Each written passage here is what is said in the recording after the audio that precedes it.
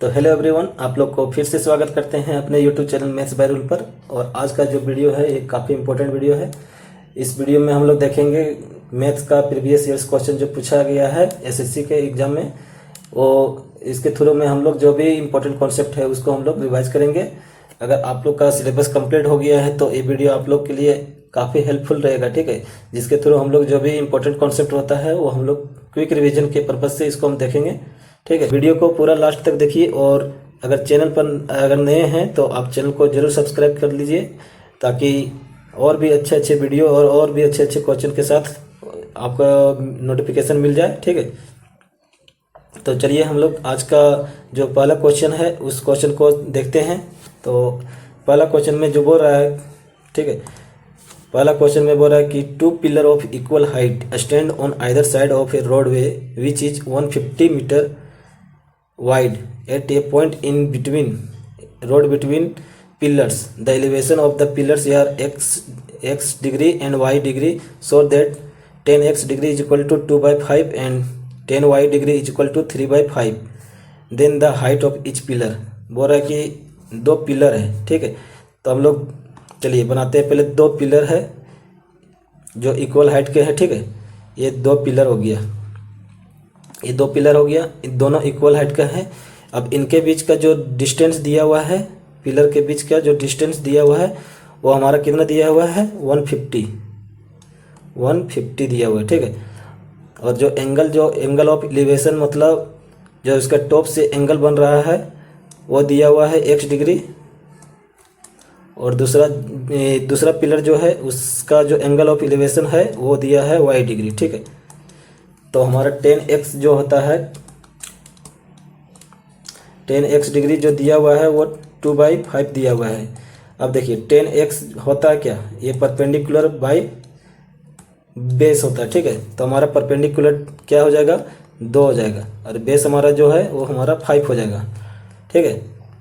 अब 10y जो दिया हुआ है वो दिया हुआ है कितना, ये दिया हुआ है 3/5। तो ये हमारा परपेंडिकुलर हो गया, ये हमारा बेस हो गया। तो देखिए ये हमारा परपेंडिकुलर कितना हो गया 3 और बेस हमारा 5 हो गया, ठीक है। अब क्वेश्चन में बोल रहा है कि दोनों पिलर इक्वल है लेकिन हमारा ये इक्वल नहीं है, ठीक है। यहाँ 2 है तो इसको हम इक्वल करेंगे, ठीक है। तो इसको इक्वल करने के लिए इसको हम 3 से मल्टीप्लाई करते हैं और इसको 2 से मल्टीप्लाई करते हैं, ठीक है। तो दोनों का जो हाइट हो गया वो कितना हो गया 6। अब हम 3 से मल्टीप्लाई कर रहे हैं तो नीचे भी हम इसका बेस को भी 3 से मल्टीप्लाई करेंगे तो ये हमारा हो गया 15। इसको हम 2 से मल्टीप्लाई करेंगे तो ये हो गया 10, ठीक है।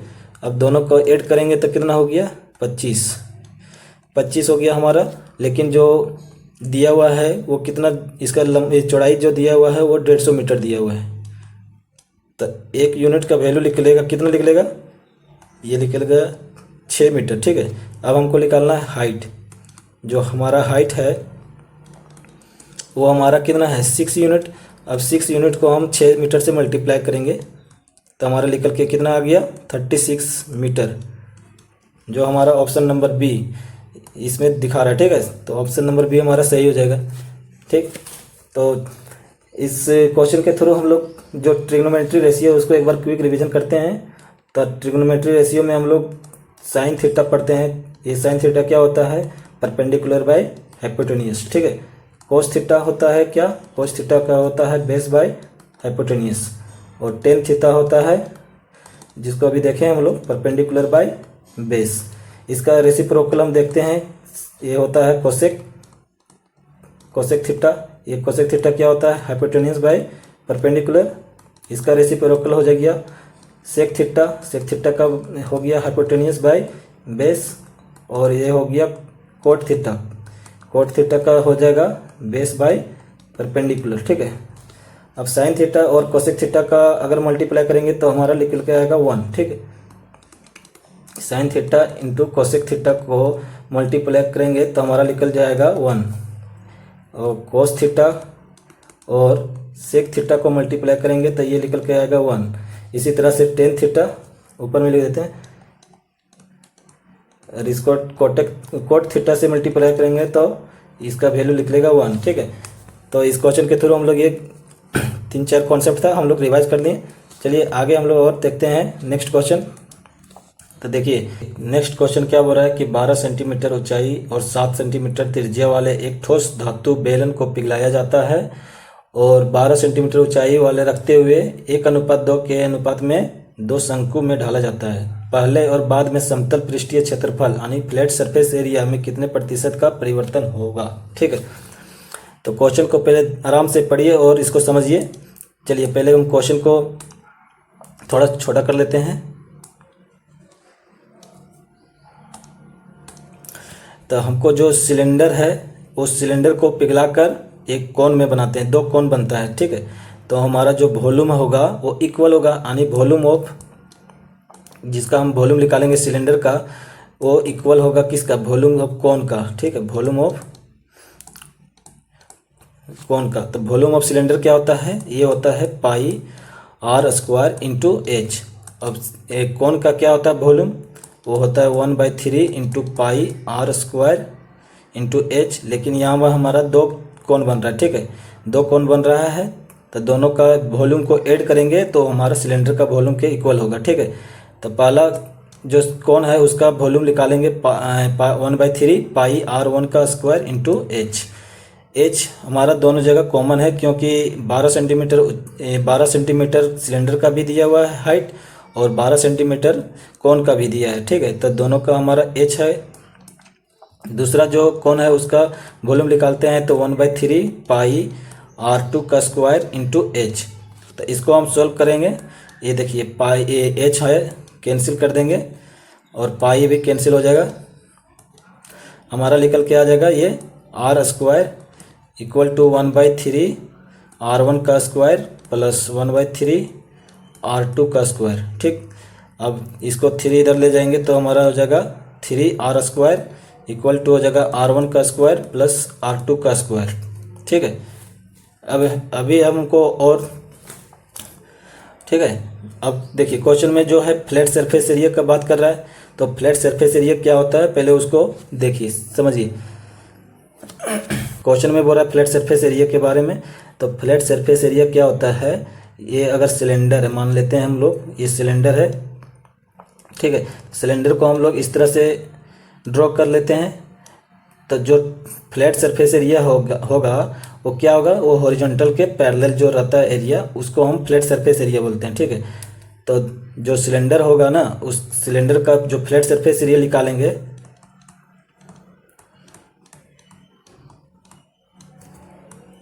फ्लैट सरफेस एरिया जो निकलेगा सिलेंडर का वो एक नीचे पाई आर स्क्वायर हो जाएगा और एक ऊपर पाई आर स्क्वायर हो जाएगा। तो टोटल हमारा निकल के आ जाएगा 2 पाई आर स्क्वायर। तो 2 पाई आर स्क्वायर अब इसका निकालते हैं तो 2 इंटू पाई आर का वैल्यू दिया हुआ है 7 का स्क्वायर आ गया 49। ठीक है, तो 49 हो जाएगा इधर। अब इसको मल्टीप्लाई करेंगे तो हो गया 98 पाई। ये हमारा निकल के आ गया सिलेंडर का फ्लैट सरफेस एरिया। अब कोन का जो फ्लैट सरफेस एरिया होता है, कोन का जो फ्लैट सरफेस एरिया होता है वो क्या होता है,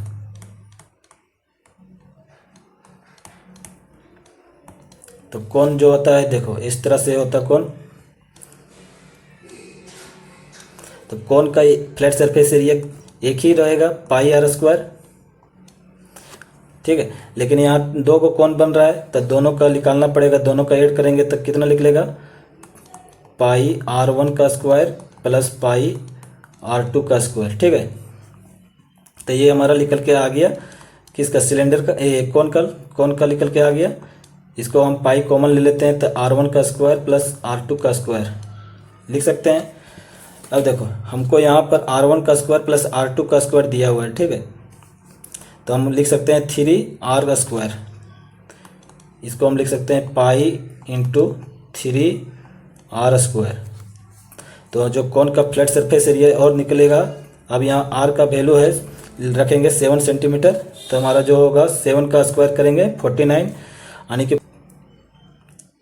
49 को 3 पाई से मल्टीप्लाई करेंगे तो हमारा निकल के आ गया 147 पाई। ठीक है, तो हमारा जो कोन है इस कोन का जो फ्लैट सरफेस एरिया निकला वो 147 पाई निकला। और जो सिलेंडर है उसका फ्लैट सरफेस एरिया निकला वो कितना निकला 98 पाई। ठीक है, तो सिलेंडर पहले जो है वो फ्लैट सरफेस एरिया बता रहा है बिफोर, और जो कौन है ये आफ्टर, ये बाद का बता रहा है। तो हमारा जो चेंजेज हुआ फ्लैट सरफेस एरिया में कितना हुआ, पहले 98 था, अब हमारा 147 आ गया। तो जो इंक्रीज हुआ कितना हुआ 47 यानी कि 49 हो गया। ठीक है, 49 पाई बढ़ा, और बेस हम लोग लेंगे 98, पहले का 98 पाई था। अब इसका परसेंटेज निकालेंगे तो 100 से मल्टीप्लाई करेंगे, तो इसको हम सॉल्व करेंगे तो कितना निकल के आ गया 50%। ठीक है, तो जो हमारा ऑप्शन डी नंबर है वही हमारा सही होगा। ठीक है, तो इस क्वेश्चन के थ्रू हम लोग ये चीज़ क्लियर कर लिए कि फ्लैट सरफेस एरिया क्या होता है। ठीक है, फ्लैट सरफेस एरिया हमारा जो हॉरिजॉन्टल होता है उसके पैरेलल में जो रहता है उसी को फ्लैट सरफेस एरिया बोलेंगे। ठीक, अब हमको सिलेंडर का थोड़ा बेसिक हम लोग जो फॉर्मूला है उसको हम रिवाइज कर लेते हैं। सिलेंडर का जो कर्व सरफेस एरिया होता है वो क्या होता है, ये होता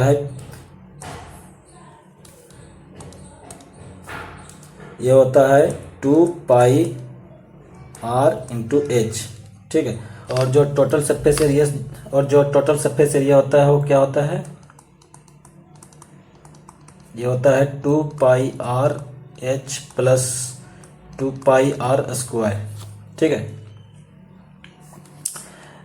तो चलिए इतना हम लोग देखें, आगे हम लोग और देखेंगे। तो देखिए ये क्वेश्चन बोल रहा है, तो क्वेश्चन में बोल रहा है कि the area of A square is, ये इक्वेशन दिया हुआ है, इक्वेशन के फॉर्म में दिया है एरिया किसका, स्क्वायर का। हमको निकालना है पेरीमीटर निकालना है स्क्वायर का। तो हमको एरिया जो स्क्वायर का निकालते हैं वो कैसे निकालते हैं, एरिया ऑफ स्क्वायर ये होता है साइड्स जो होता है उसका स्क्वायर होता है। ठीक है, तो हम साइड्स पहले निकालेंगे क्योंकि एरिया दिया हुआ है, कितना दिया है 16x square plus 40x plus 25, ये हमारा निकल के आ जाएगा साइड का स्क्वायर। तो देखिए ये हमारा एक फॉर्म बन रहा है, ये बन रहा है 4x का स्क्वायर और ये 5 का स्क्वायर, यानी कि ये स्क्वायर प्लस बी स्क्वायर, ये 2ab है, तो ये निकल के आ जा रहा है कितना 4x प्लस 5 इसका होल स्क्वायर निकल के आ रहा है। ठीक है, ये हमारा जो है वो साइड का स्क्वायर के बराबर हो गया। तो हमारा जो साइड निकल के आ गया कितना निकल के आ गया 4x प्लस 5। ठीक, तो हमारा जो साइड निकला है वो 4x प्लस 5 निकला। अब हमको निकालना है पेरीमीटर बराबर क्या होता है, ये होता है 4 इंटू साइड, तो 4 रहेगा, इंटू में हम करेंगे 4x प्लस 5। ठीक है, अब इसको सॉल्व करेंगे, इसको 2 बाहर रखते हैं और 2 अंदर चलेगा तो कितना हो जाएगा 4 दूनी 8, x प्लस 5 दूनी 10। ठीक है, 8x प्लस 10, तो ये हमारा जो ऑप्शन नंबर डी यही हमारा सही हो जाएगा। ठीक है, तो स्क्वायर का जो होता है एरिया वो क्या होता है, साइड का स्क्वायर होता है, पेरीमीटर क्या होता है 4 इंटू साइड होता है। ठीक है, अब स्क्वायर का जो डायगोनल होता है वो कैसे निकालते हैं, ये होता है √2 इंटू साइड। तो इतना चीज़ हम लोग इसके थ्रू हम लोग रिवाइज किए। तो चलिए नेक्स्ट क्वेश्चन जो बोल रहा है कि which of the following statement is sufficient to conclude that 2 triangles are congruent. ठीक है, सर्वांगसम जो प्रॉपर्टी होता है त्रिभुज का सर्वांगसम, उसका प्रॉपर्टी अगर आपको पता है तो ये क्वेश्चन तुरंत बन जाएगा। ठीक है, अगर नहीं तो देखिए इसमें हम लोग देखते हैं, एक होता है कॉन्ग्रुएंट और एक होता है सिमिलरिटी। दोनों में क्या डिफरेंस, मेन डिफरेंस होता है, पहले ये दोनों में क्या सेम होता है, तो ये होता है कि शेप जो होता है दोनों में वो सेम होता है, और जो इसमें भी शेप जो होगा वो सेम होगा, लेकिन इसमें जो होता है साइज का बात होता है, तो साइज ये सेम होता है कॉन्ग्रुएंट में, लेकिन साइज इसमें सेम नहीं होता है। ठीक है, साइज इसमें सेम नहीं होता है। मानते हैं जैसे एक ट्रायंगल दिया है, दूसरा जो ट्रायंगल दिया हुआ है ये है। ठीक है, इसको मान लेते हैं ये A है, ये B है, C, इसको P Q R, अब जो सिमिलरिटी में क्या होता है कि इसमें सेम साइज का भी हो सकता है और सेम नहीं भी हो सकता है, ठीक है। तो इसमें हम लेते हैं, जैसे ये हो गया ट्रायंगल ए बी सी, और दूसरा ट्रायंगल ले लेते हैं जो कि काफ़ी छोटा है, ठीक है। ये हो गया पी क्यू आर, ठीक है। तो कंक्रूवेंट में क्या कंडीशन है कि दोनों का सेम शेप और सेम साइज होना चाहिए। साइज यानी कि अगर हम साइड का बात कर रहे हैं तो साइड जितना इसका लंबाई दिया हुआ है ए बी, उसी का पी क्यू जो ट्रायंगल है पी क्यू आर, उसमें पी क्यू का भी लंबाई उसका कोरस्पॉन्डिंग साइड का लंबाई सेम होना चाहिए, यानी कि ये भी 5 ही होना चाहिए। अगर बी सी हम लेते हैं, ये हमारा 6 है, तो बी क्यू आर इसका कोरस्पॉन्डिंग साइड ये भी 6 होना चाहिए। लेकिन सिमिलरिटी में ये है कि इसका रेशियो इक्वल होना चाहिए। अगर हम बड़ा वाला ट्रायंगल लेते हैं, इसका कोरस्पॉन्डिंग छोटा वाला ट्रायंगल का रेशियो सेम होना चाहिए। जैसे इसको हम लेते हैं 10 है और ये हमारा 5 है, ठीक है। तो रेशियो हमारा 2:1 में निकला। तो जो इसका दूसरा वाला कोरस्पॉन्डिंग साइड लेंगे, तो इसको अगर हम 20 लेते हैं तो ये हमारा 10 होना चाहिए, ठीक है, ताकि इसका रेशियो हमारा सेम होना चाहिए। और जो एंगल होता है ये दोनों में सेम होता है, कंक्रूवेंट और सिमिलरिटी दोनों में ही सेम प्रॉपर्टी, मतलब सेम रोल प्ले करते हैं। तो एंगल पर नहीं, हम लोग जो सेम साइज है उसके ऊपर हम लोग फोकस करेंगे, ठीक है। तो देखिए, जैसे आप ऐसे भी समझ सकते हैं इसको, कंक्रूवेंट क्या हो गया, ये आपके लिए एक कार्बन कॉपी हो गया, ठीक है। और जो सिमिलरिटी क्या हो गया कि जब आप कोई इमेज, अगर सेम इमेज है, ठीक है, इसको हम बोल सकते हैं कंक्रूवेंट को वाटर इमेज, मिरर इमेज जो भी है,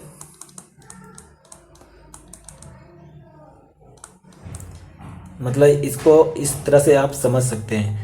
और जो सिमिलरिटी होता है इसको हम क्या समझ सकते हैं कि ये हमारा कोई इमेज आपका, ठीक है, तो उस इमेज को आप जूम करिए,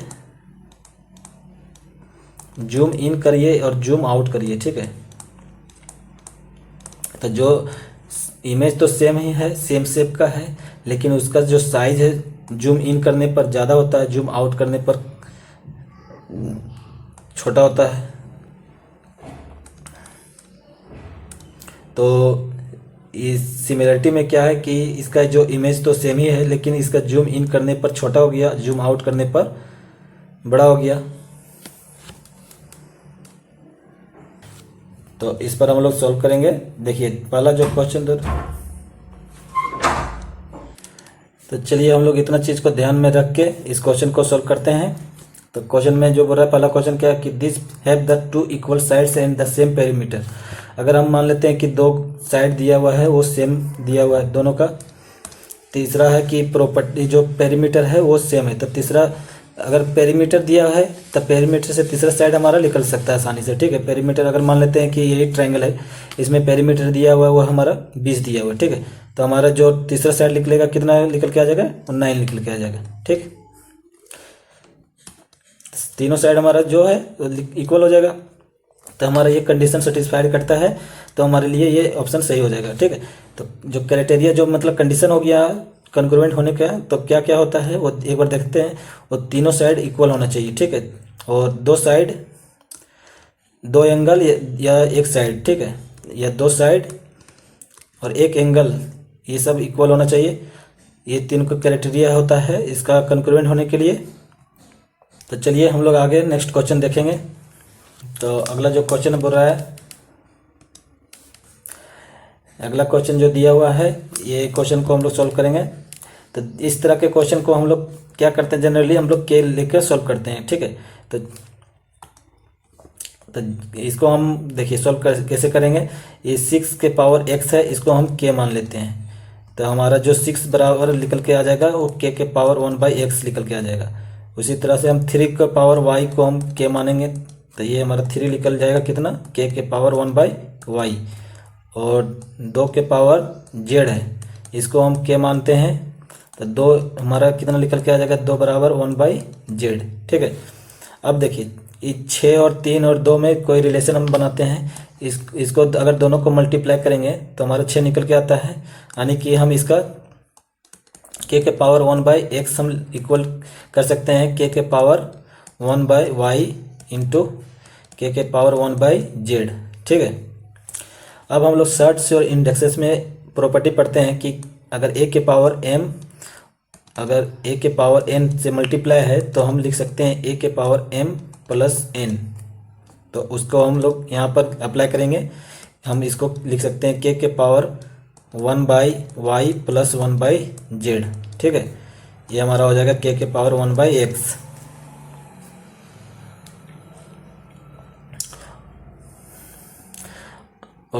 और हम लोग दूसरा प्रॉपर्टी क्या पढ़ते हैं कि अगर a के पावर m और a के पावर n अगर इक्वल है, ठीक है, तो हम पावर इक्वल कर सकते हैं। m इक्वल हो जाएगा n के बराबर। तो हमारा यहाँ पर बेस अगर सेम है तो हम पावर को इक्वल करेंगे, 1/x बराबर हो जाएगा 1/y प्लस 1/z।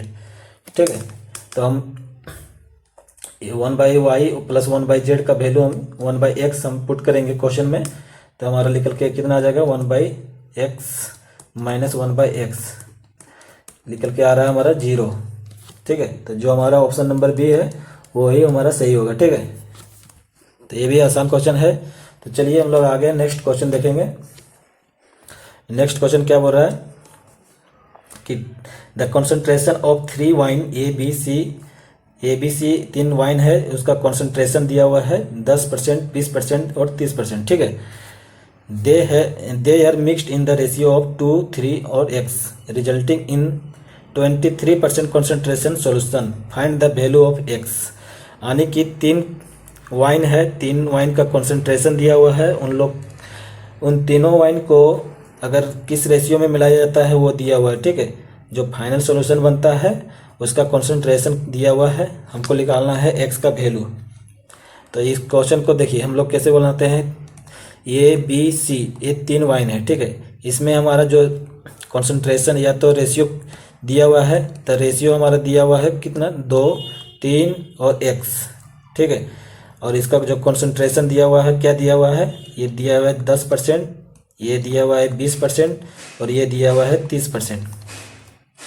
इन तीनों का जब मिलाते हैं तो फाइनल जो बनता है मिक्सचर, उसमें कॉन्सेंट्रेशन कितना दिया हुआ है, वो 23% दिया हुआ है। ठीक है, तो 23%। अब हम देखिए इसको कैसे सॉल्व करेंगे कि 23% से ये हमारा ये नंबर वाइन का जो है वो कितना कम है, तो हमारा 13% कम है।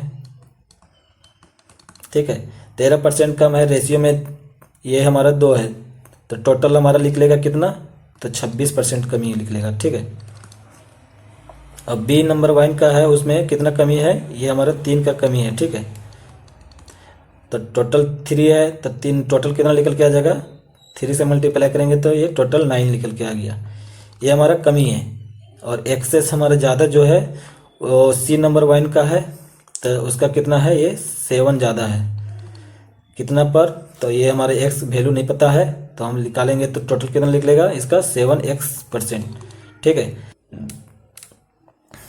तो देखिए इसमें दिया हुआ 7x। ठीक है, तो जितना कमी है और जितना एक्सेस है दोनों हम इक्वल रहेगा, तब हमारा जो टोटल हमारा 23% उतना ही बराबर आ जाएगा। ठीक है, तो हम इक्वल करते हैं, तो इसका सम कितना हो गया, ये हमारा हो गया 26 और 9 35, ये 35% हो गया। ये हमारा बराबर होना चाहिए किसके, 7x% के। ठीक है, तो x का वैल्यू हम निकालेंगे, कितना निकल के आ जाएगा, x का वैल्यू निकल के आ रहा है हमारा 5। ठीक है, तो हमारा जो आंसर आ जाएगा ये 5। ठीक है, तो हमारा ऑप्शन नंबर डी सही हो जाएगा। ठीक, तो चलिए आगे हम लोग और नेक्स्ट क्वेश्चन देखेंगे। तो अगला जो क्वेश्चन बोल रहा है कि 7 नंबर क्वेश्चन में A B C jointly started a business in which A invested 7,000 for 12 months, B invested 8,000 for 10 months and C invested 12,000 for 6 months. A was the working member for which he received 20% of the profit as his remuneration. The total profit earned at the end of the 1 year was 14,750. What is C shares in the profit?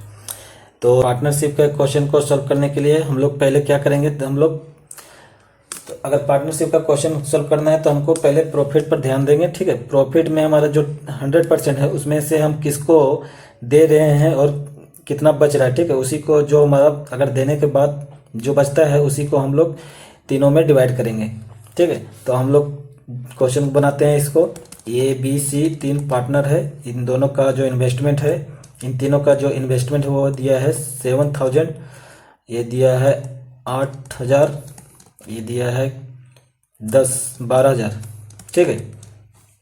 तो हम इसको दिया है 12 month के लिए, इसको दिया है 10 मंथ के लिए और इसको दिया है 6 मंथ के लिए, ठीक है। तो जो प्रॉफिट लिख इसका रेशियो में लिख लेगा, ठीक है। तो हमको रेशियो में हम कोई भी चीज़ को हम काट सकते हैं जो कॉमन रहेगा, ठीक है। तो हम 3 जीरो को काट लेते हैं, अब इसको और काटते हैं 3 से 2 से, तो ये हो गया 6, ये हो गया 5, ये हो गया 3। अब और कटेगा तो ये 3 हो गया, ये 4 हो गया और ये 6 हो गया। तो हमारा इसका निकल के आ गया 21, ये हमारा हो गया 20, ये हो गया 18। तो टोटल जो प्रॉफिट हमारा तीनों का निकला वो कितना निकला 59, ठीक है। अब देखिए हमको जो टोटल प्रॉफिट दिया है वो दिया है 14,750। ये तो टोटल प्रॉफिट है, लेकिन हमको 20% ये को दिए हैं क्योंकि वर्किंग मेंबर के रूप में दिए हैं। तो हमारा जो बच गया वो 80% बच गया, ठीक है। ये 80% है, सो 59 जो हमारा निकला है टोटल प्रॉफिट इन रेशियो में वो उसके इक्वल होना चाहिए। तो ये हमारा 59 का वैल्यू है, ठीक है। अब हमको देना है सी का प्रॉफिट निकालना है। तो सी का हमको प्रॉफिट है वो 18 यूनिट दिया है, तो हमको 18 से मल्टीप्लाई करेंगे। बस इसको हम सॉल्व करेंगे ना तो हमारा जो फाइनल आंसर है वो निकल जाएगा, ठीक है। तो चलिए हम लोग सॉल्व करते हैं, इसको काटते हैं। तो ये हमारा कितना निकल जाएगा 59 2 बार में जाएगा 180 118 हो जाएगा 118 और 5 बार में कटता है पूरा, ठीक है। ये हो गया। अब इसको काटते हैं 4 और ये हो गया 5, इसको काटते हैं 5 से 50 बार में, ये हो गया 50 चौक 200, 18 हो गया हमारा कितना 3600 रुपया। जो हमारा आंसर है वो 3600 रुपये निकला, जो कि सी नंबर आंसर हमारा सही होगा, ठीक है। तो हमको इसमें क्या ध्यान देना है कि जो टोटल प्रॉफिट दिया हुआ है वो हमारा मतलब 20% देने के बाद कितना बचेगा, उस बचे हुए प्रॉफिट को ही तीनों में जो रेशियो निकला है उसमें हम लोग डिस्ट्रीब्यूट करेंगे, ठीक है। तो चलिए आगे हम लोग और देखते हैं। तो देखिए, तो देखो ये क्वेश्चन जो है काफ़ी इंपॉर्टेंट क्वेश्चन है। इसमें बोला है कि रत्नेश और Vineet worked on alternate days starting with Ratnesh the entire work got completed in 54 सही 3/4 डेज। If Ratnesh alone can finish the work in 48 days then how many days can Vineet alone do the work. काफ़ी logical question है। ये भी question को बनाएंगे हम लोग काफ़ी अच्छे लॉजिक लगा के। तो जैसे दिया हुआ है कि टोटल वर्क जो कंप्लीट होता है अगर मतलब अल्टरनेट डे पर काम करता है, ठीक है, रत्नेश है और विनीत है, अगर अल्टरनेट डे पर काम करता है तो टोटल काम जो है वो 54 से ही 3/4 डे में कंप्लीट करता है, ठीक है। अगर रत्नेश एलोन मतलब अकेले काम करता है तो ये हमारा 48 डे में कंप्लीट करता है, ठीक है।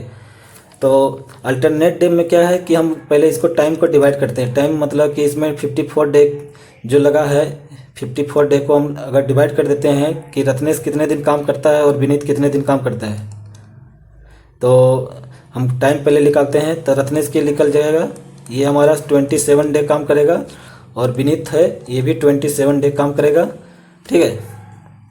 अब जो 3/4 डे है बचा ये हमारा इसमें आएगा, ठीक है। रत्नेश को मतलब रत्नेश ही काम करेगा, ठीक है। तो ये हमारा रत्नेश का टोटल डे निकल के आ गया और ये हमारा विनीत का निकल के आ गया, ठीक है। तो रत्नेश का कितना निकल के आ गया, ये हमारा 27, इसको पॉइंट में अगर कन्वर्ट करते हैं तो हमारा 75 लिखेंगे, 27.75 डे निकल के आ गया, ठीक है। ये हमारा किसका रत्नेश का निकल के आ गया।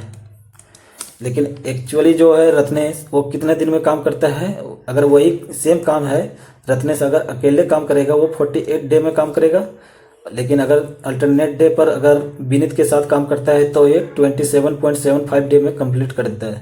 तो कितने टाइम ये सेव करता है, अपना बचाता है। ठीक है, तो इसमें हम अगर 27.75 को अगर माइनस कर देते हैं तो कितना बचता है, ये हमारा 20.25 इतना डे हमारा जो बचता है। अगर ये इतना दिन और भी काम करता तो आने की जो ये हमारा जो इतना दिन बचा है रत्नेश का, तो इतने दिन में जितना काम रत्नेश कर सकता है, ठीक है, तो वही काम को ये विनीत 27 दिन में काम करता है। उतना ही काम को विनीत 27 दिन में काम करता है। तो इससे हमको क्या निकल के आ जाएगा, रत्नेश और विनीत का इफिशियंसी निकल जाएगा। ठीक है, तो रत्नेश और विनीत का इफिशियंसी हमारा निकल के आ जाएगा। तो इसको हम सॉल्व करते हैं, कितना आ जाएगा, इसको हम 9 से काटते हैं तो 9 दूनी 18, 9 दूनी 18 और ये हो गया 5, ये हो गया 3, 3 से फिर काटते हैं 7 या 5, ये 4/3। तो हमारा निकल के जो इफिशियंसी आया, ये क्या निकला, रत्नेश का इफिशियंसी 4 निकल गया और विनीत का इफिशियंसी 3 निकल गया। ठीक है, तो देखिए रत्नेश जो टोटल डे लेता है वो 48 डे लेता है। तो टोटल वर्क हमारा निकल जाएगा, वो निकालेंगे कैसे, वो 48 डे में अगर 4 यूनिट के इफिशियंसी से काम करता है, ठीक है, तो टोटल वर्क निकल जाएगा। ठीक है, यही टोटल वर्क को विनीत का इफिशियंसी से अगर डिवाइड करेंगे तो टोटल विनीत का जो टाइम लगेगा वो हमारा निकल जाएगा। तो विनीत का इफिशियंसी है 3। अब इसको काटते हैं, ये हो गया 16, यानी कि निकल के आ गया 64 डे। तो ये हमारा जो टोटल काम है अगर विनीत कंप्लीट करता है तो वो उसको 64 डे लगेगा, जो कि हमारा ऑप्शन नंबर ये सही हो जाएगा। ठीक है, तो ये भी काफ़ी अच्छा क्वेश्चन था, काफ़ी अच्छा लॉजिक था कि जो हमारा जो टाइम पीरियड जो बचा रत्नेश का, उसी टाइम पीरियड का जितना काम करता उस टाइम पीरियड में विनीत उतना ही काम कर रहा है, 27 डे लग रहा है। ठीक है, तो चलो आगे हम लोग देखते हैं अगला नेक्स्ट क्वेश्चन। तो चलो हम लोग आगे नेक्स्ट क्वेश्चन देखते हैं। तो वीडियो अगर आप लोग को पसंद आ रहा है, आप लोग को अगर समझ में आ रहा है तो वीडियो को लाइक कीजिए।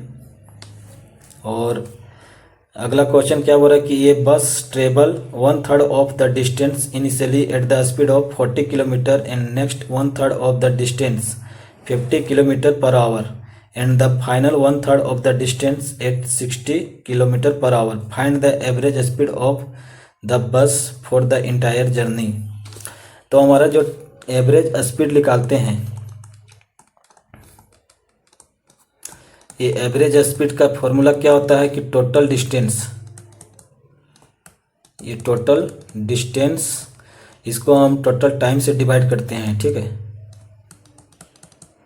तो हमारा क्या निकल के आ जाएगा, एवरेज स्पीड निकलेगा। ठीक, तो हमारा टोटल डिस्टेंस क्या है, तो हम ले लेते हैं कि टोटल डिस्टेंस है वो 3 यूनिट है। ठीक है, तो 1/3 इसका निकालेंगे तो कितना निकल के आ जाएगा, 1। 1/3 इसका निकल गया 1, और इसको 40 के स्पीड से जाता है, दूसरा 1/3 निकलेगा तो टोटल कितना आ जाएगा, 1 + 1 + 1 टोटल 3 आ जाएगा। इसको 3 पार्ट में डिवाइड कर दिए। ठीक, अब पहला जो स्पीड है वो 40 किलोमीटर है, तो जो टाइम निकालेंगे तो टाइम बराबर क्या होता है, ये डिस्टेंस अपन में स्पीड। ठीक है, तो हमारा जो डिस्टेंस हो गया 1, इसको किससे 40 के से डिवाइड करेंगे, +1/50 +1/60, ये हमारा टोटल टाइम निकल के आ गया। तो इसको हम सॉल्व करते हैं तो हमारा क्या हो जाएगा, ये हो गया ऊपर 3 और ये हमारा हो जाएगा कितना, तो इसको 1/10 कॉमन ले लेते हैं, 1/4 + 1/5 + 1/6 का एलसीएम लेंगे तो हमारा निकल के आ जाएगा 60। तो ये हो जाएगा 15 + 12 + में 10, तो हमारा ऊपर जो है वो हो जाएगा 3 × 600 और नीचे हमारा जो है वो हो जाएगा हमारा 12, 15, 27 और 10, 37। ठीक है, तो इसको हम सॉल्व करेंगे तो कितना से 6 × 18, इसको हम 37 से डिवाइड कर रहे हैं। ठीक है, तो कितना बार में जाएगा, ये जाएगा 4 बार में जाएगा तो कितना हो जाएगा 7 चौक 28 और 4 तिया 12 दो 14 हो गया 148। 180 में 148 माइनस करेंगे, हमारा बचेगा कितना, ये 2 बचेगा, ये हमारा 3 बचेगा और 0। ठीक है, अब अगला जो है सो 8 से मल्टीप्लाई करेंगे तो कितना आ जाएगा 37 को, तो 8 तिया 24 और 8 7 56 यानी कि 48, ये हमारा 48 पॉइंट कुछ समथिंग होगा। ठीक है, तो हमारा जो ऑप्शन नंबर ये है वही हमारा होगा। आप इसको सॉल्व कर सकते हैं। तो देखते हैं क्वेश्चन नंबर 10। क्वेश्चन नंबर 10 में क्या बोल रहा है कि 2020 में एक शहर की जनसंख्या 50 लाख थी। जनसंख्या में वार्षिक रूप से 7.5% की वृद्धि होती है, तो 2022 में शहर की जनसंख्या क्या होगी। ठीक है, तो जो इंक्रीज जो हो रहा है वो 7.5%, वो 2 साल के लिए होगा, क्योंकि 2020 से 2022 तक हमको जो टाइम पीरियड निकलेगा वो कितना 2 साल का निकलेगा। तो 2 साल का हम इसमें सक्सेसिव लगाएंगे। तो सक्सेसिव जो होता है क्या होता है, वो अगर x% का इंक्रीमेंट होता है तो हम क्या निकालते हैं, इसमें x प्लस x प्लस में x इंटू x अपन में 100, यही हमारा निकलता है। ठीक है, तो इसी पर हम निकालते हैं। तो 7.5 प्लस 7.5 प्लस में 7.5 इंटू 7.5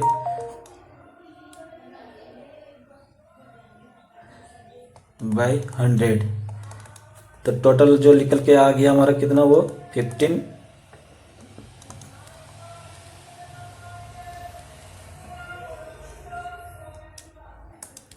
तो 15 प्लस ये कितना हो जाएगा 5625। ठीक है, तो टोटल हमारा निकल के आ गया 15.5625। ठीक है, तो हमारा इतना इंक्रीज हो रहा है। ठीक, तो हमको टोटल जो 2022 में पॉपुलेशन है उसका निकालना है।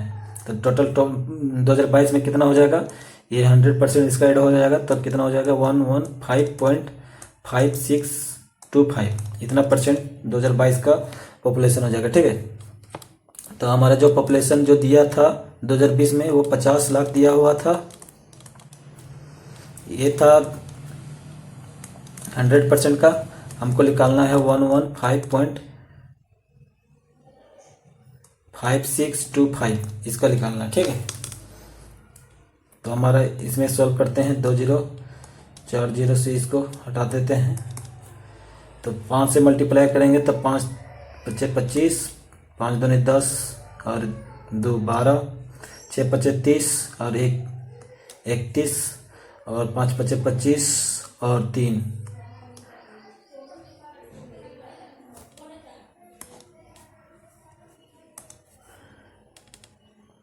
= 28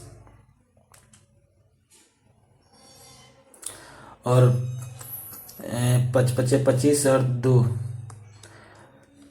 27 हो गया, 55 और 2 = 57। तो हमारा जो आंसर निकल के आ रहा है वो हमारा डी नंबर ऑप्शन यही हमारा सही होगा। ठीक है,